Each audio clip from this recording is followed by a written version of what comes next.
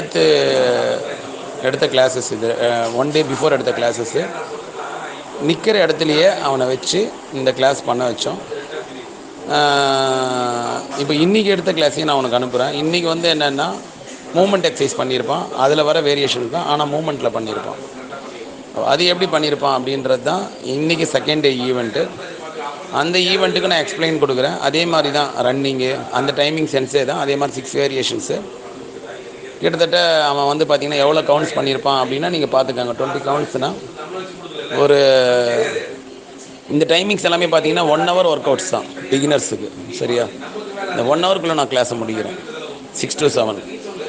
அந்த 1 hour classes அந்த இன்றைக்கி வந்து மூமெண்ட்டில் பண்ணியிருப்பான்.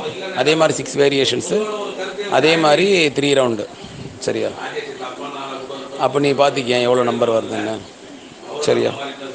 அதே மாதிரி ஈவன் பை ஈவன் வந்து ரன்னிங்கு, அதே மாதிரி beginning warm up with 10 minutes ஸ்ட்ரெச்சிங்கு, அதே மாதிரி